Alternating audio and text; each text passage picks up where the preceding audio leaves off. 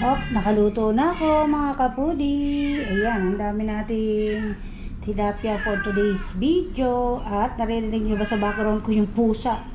Siyempre, mabango ang isda sa mga pusa. So, ayan, tatakpan ko na. At, ayan, samahan nyo ako.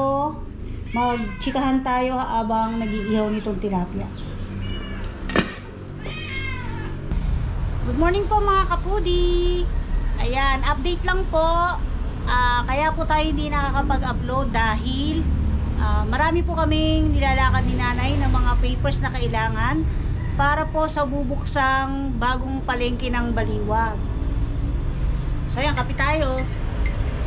At si nanay po ay balak po uli, o talagang magtitinda po uli, hindi lang balak. So magtitinda po uli siya, ganun po uli yung tinda niya, mga isda. Dito, tilapia, dalag or bulig at saka yung burong kanin na may isda or saka hipon. So kailangan kasi lakarin namin yung mga dapat bayaran na ticket na hindi na tikitan. Yung pong explanation doon ay anong ticket. For example po ay yung alam po pandemic, pati po pandemic kasi ay pinatitikitan po at babayaran po sa opisina ng public market ng Baliwag. So pag na-settled na po yung balanse, ngayon kukuha ng mayor's permit, ng clearance. Yun po yung clearance na wala na kayong utang sa palengke, sa mga ticket-ticket. Kasi araw-araw po yun, kahit kayo po yung may-ari ng rides, araw-araw po yun ay magtiticket po kayo sa pwesto. Kung dalawang pwesto, dati po ay 20 pesos ang ticket, so 40 pesos po yung dalawa. Bukod pa po yung sa tubig at saka yung kuryente sa ilaw na ginagamit. So sa tubig, sa baba kasi sinay nakapwesto, yun po ay tinatawag nilang private, pero hindi ko po alam kung ano ang tamang term doon, pero under pa rin siya ng palengke kasi tinitikitan po siya. So yun yung naiwan ngayon. Tapos ngayon malapit na buksan yung bago, may dalawa po kasing pwesto doon na nakapangalan po sa mga kapatid ni nanay. So inasikaso po, kailangan ng pagsasaling karapatan o pagbibigay karapatan na siya yung gagamit ng pwesto. So kailangan namin ng authorization letter, tsaka yung ipapanotaryo po yun. Tapos yung ano ba yun, titingnan po namin kung makakahingi kami ng discount sa mayor's office dahil ano ba yun, bago kumuha ng mayor's permit kung makaka-discount. Pero sa tingin ko, sabi ko nga kay nanay, baka kasi hindi na dahil yun ay official receipt na. Pero tingnan po natin kung sakali. So ayan, ngayon ito po ginagawa ko. Bago tayo magtuloy sa kwento ay ayan, nag-iihaw ako ng tilapia. Aga ko nag-iihaw. So supposed to be ay tanghalian na yan, pero baka agaan tanghalian na rin yan. Ayan, walang preso. Dito po ako sa gilid namin nag-iihaw, hindi po sa harap. Pero naman po kasi pagka nag-iihaw minsan sa harap kami. So dito na lang ako para hindi na ako pabalik-balik. Ayan, medyo matambok ngayon yung mga tilapia. Yung mga nakarang araw po, ang tilapia po nabibili ni Mr. tsaka ni nanay ay mga payat. Siguro po pangit talaga dahil di po ba yung panahon, alam po pag panahon na ganyan, yung mainit, malamig, uulan, dyan po nagkakaroon ng fish kill po ba tawag doon, yung bigla na lang naglulutangan yung mga isda kasi nga parang kinakapos ng oxygen po ba sa ilalim. Tama po ba yun, sa ilalim ng fish pen, ganyan, o fish pan. So yun, yung sa pwesto po, babalik pa po kami ng isa. Tapos bayaran na po sa mayor's permit dahil magbubukas na nga po yung pwesto ng palengke sa bayan ng Baliwag. So gusto ni nanay magtinda, kahit naman ayaw na namin dahil tingnan nyo nga po, mula na-opera siya, so within 3 months nakakaraos naman po kami. Naiinip po kasi siya, sa totoo lang. Mula po nung na-opera siya, gumagala po siya sa mga kapatid niya. Tapos dito po sa gawin dito, meron siyang ginagalaan dito, yung dati niyang kumare. Dumalaw po sa kanyang lalaki noon na naka-opera lang niya, nasama po sa video yun eh. Yun po ay namatay na po, best friend niya po yun, yung mag-asawa na, namatay na po yung asawa po nung lalaki. So minsan nagkukwentuhan sila. Tapos yun nga, basta sa maghapon po maiinip siya, uuwi lang saglit, gagala na naman doon sa mga kapatid o sa stepmother niya, makikipagkwentuhan saglit.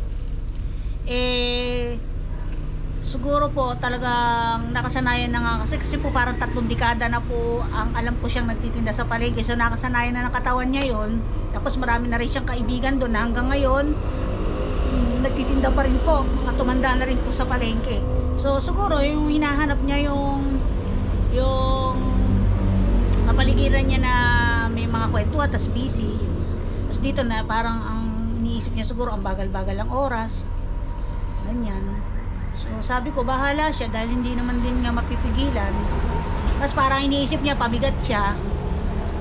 Pero may napweto sa akin na naawa doon sa akin kasi parang pabigat siya sa akin. Hindi naman po ganun kasi sabi ko nga ang tao naman hindi kailangan kumain ng kumain para lumobo ng lumobo. Kasi nga minsan sabi nga nila minsan ang pumapatay sa atin ay pagkain. Pag sobra tayo sa pagkain. Kaya sabi ko kay nanay at saka lumobo na, tumaba na naman po si nanay mula nung na-opera. Akala ko, baliktad po na akala ko pag natanggal yung ano niya, yung abdo, ano kasi English yun, kalimutan ko na po gallbladder, sorry.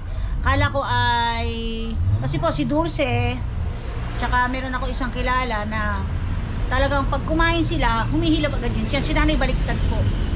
Baliktad po. So, minsan, umiinom pa siya ng tsaa, yung tea na pampadumi. Pampatunaw agad ng kinain niya. Pasintabi po sa mga medyo maselan kung ayaw marinig yung mga ganun. So, ayun, umiinom siya ng pero ayun nga, sabi ko nga, lumobo siya ngayon. Mas tumaba din siya ngayon. Sabi ko, tsaka mahirap din po kasi pigilan kumain ang may diabetes, di po ba? Para feeling nila laging gutom, feeling laging uhaw, kailangan sa umaga parang pakainin agad dahil baka pag bumababa yung sugar nila nanginginig yung katawan, parang ganun.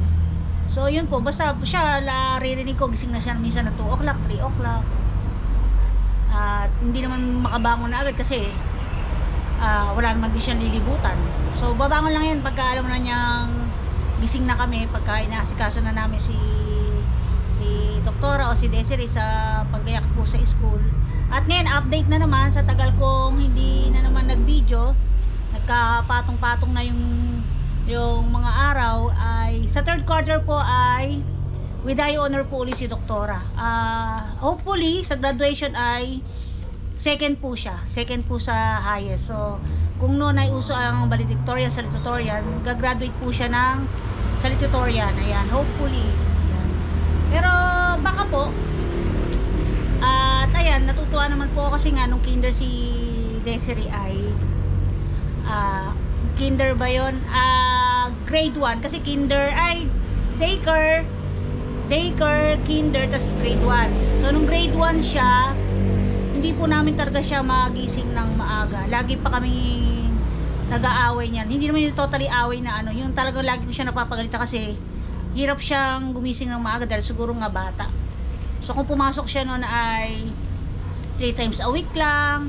Sabi po ng teacher niya ng grade 1, yan, shoutout kay Ma'am Corina Fajardo. Yan, natutuwa ako kasi talagang nasasama sa top 10 yung anak ko noon, grade 1 siya, si Doktora. Pero hindi ko inaano na yung ang level ng utak niya yung matalino kasi nga ayoko namang i-pressure yung mga anak ko sa ganun. Pero yun mula kay North Journey siya kasi Doktora, lagi silang kasama sa honor. Kasi yun sabi ng teacher niya na hindi kasi pwede sa school nang hindi pumapasok araw-araw. Pilitin daw, kailangan araw-araw kahit late tatanggapin. At sayang daw po kasi nga may utak daw po si Desiree. So yung utak na sinasabi po niya, hindi ko man in-expect na parang yung, kasi para sa akin nakatutuwa at nakaka-proud na yung pan-second. Lalo na siguro kung first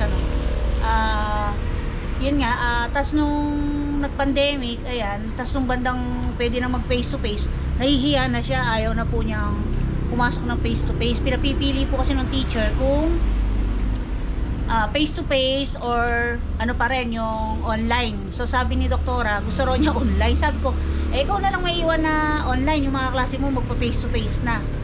Aba, nung pong nag face to face naman ay napakaaga naman yung pumasok mula nung po yung nag-grade 4 siya. Tapos ayun, nag-dire-diretso na. Tapos nitong high school, sabi ko meron kaming exam na kukuhanin para po yun sa STE. Parang kumbaga sa elementary ay SSE siguro yun yung pinaka ano ng level na matataas sa high school, sa public school po. Kaya lang sabi niya parang mas gusto na lang niya yung mag-regular student. Yung parang kung half day, kung sa panghapon, ayaw na niya ng whole day. So ayaw ko na po siyang ma-pressure. Sabi ko sa kanya, ang pagiging successful naman ay hindi sa pagiging matalino. Kasi minsan, kahit salutatorian, valedictorian, or summa cum laude, minsan hindi naman din nagiging successful. Basta ang tao marunong dumiskarte. Ayan, at saka rumispeto sa kapwa ay masasabi mo ng marespeto. So yun, sabi ko nga, ako naman makatapos kayo ng pag-aaral at makapagtrabaho ay malaking ano na talaga sa akin, achievement. So yun, bibilingin natin itong tilapia. Ayan, pasensya na kayo kung napakwento ko kasi para naman may update lang ako sa inyo, hindi naman yung puro iyaw-iyaw.